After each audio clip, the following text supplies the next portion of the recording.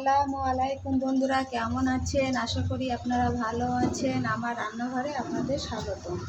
আমি ভালো আছি। আজ আপনাদের যদি নিয়ে এসি নতুন এক রেসিপি। এখানে আমি সয়াবিন নিয়েছি, আলু কেটে নিয়েছি বন্ধুরা এই সাইজে, পেঁয়াজ নিয়েছি 1 পিস, এখানে 5 পিস ঝাল, শুকনো ঝাল নিয়েছি, 1 পিস টমেটো, রসুন আদা মিক্স করে নিয়েছি। নিয়ে কড়া এখানে গরম হয়ে গিয়েছে, এখানে আমি তেল দিয়ে দেবো আলুটা ভাজা করার জন্য। তেল গরম হয়ে গিয়েছে, এখানে কেটে রাখা আলুগুলো দিয়ে দেবো। আলু লবণ হলুদ মাখিয়ে নিয়েছি, নিয়ে ভালোভাবে ভাজা করে নেব। আলুগুলো ভাজা হয়ে গিয়েছে বন্ধুরা, ভালোভাবে ভাজা করে নিয়েছি, তুলে নেব। আলুগুলো ভাজার পর এই তেলগুলো ছিল, এই তেলে সয়াবিনগুলো দিয়ে দেবো।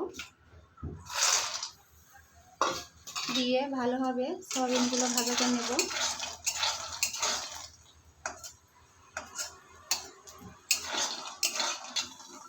সয়াবিনগুলো ভাজা হয়ে গিয়েছে বন্ধুরা, লাভিয়ে নেব।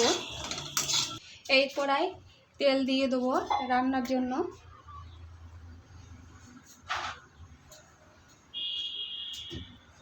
তেলটা গরম হয়ে গিয়েছে, এখানে কেটে রাখা পেঁয়াজ দিয়ে দেবো।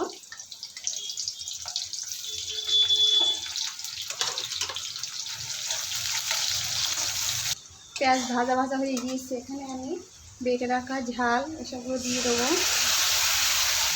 এখানে আমি টমেটো, ঝাল, রসুন আদা একসাথে বাটা ছিল তাই দিয়ে দিয়েছি। এখানে আমি পরিমাণ মতো লবণ দিয়ে দেবো,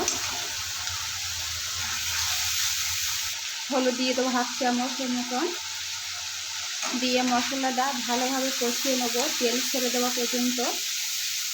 মশলাটা কষানো হয়ে গিয়েছে, এখানে আমি ভাজা করা আলুগুলো দিয়ে দেবো।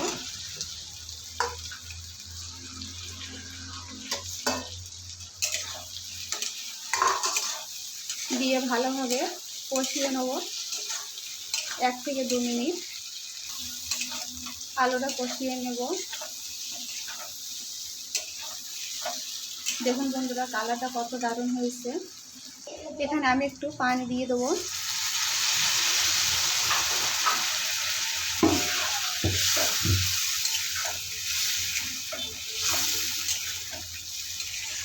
দিয়ে এখানে আমি সয়াবিনগুলো দিয়ে দেবো।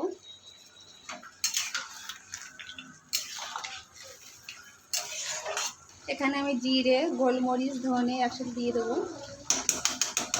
দিয়ে ভালোভাবে নেড়ে নেব 2 থেকে 3 মিনিট মতন ঢেকে দিয়ে রাখবো। 3 মিনিট পরে ফিরে এসেছি বন্ধুরা, দেখুন কালারটা কত সুন্দর হয়েছে। এইভাবে সয়াবিন আলু রান্না করবেন, মাছ মাংস হার মানিয়ে দেবে।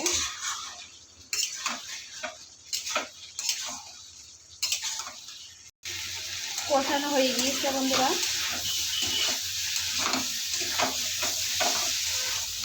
কষানো হয়ে গিয়েছে, আলুও গলে গিয়েছে।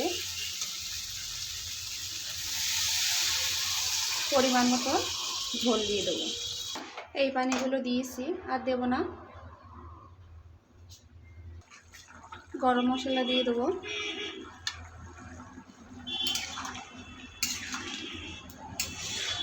মিট মশলা দিয়ে দেবো, দিয়ে লাভিয়ে দেবো। হয়ে গিয়েছে বন্ধুরা, লাভিয়ে নিয়েছি। দেখুন কালারটা কত দারুণ হয়েছে। এইভাবে সয়াবিন রান্না করবেন, সত্যি অসাধারণ হবে খেতে। ভালো লাগলে লাইক কমেন্ট শেয়ার করতে ভুলবেন না, সাবস্ক্রাইবটা করে দেবেন। আজকের মতন বিদায় নিচ্ছি, আল্লাহ হাফেজ।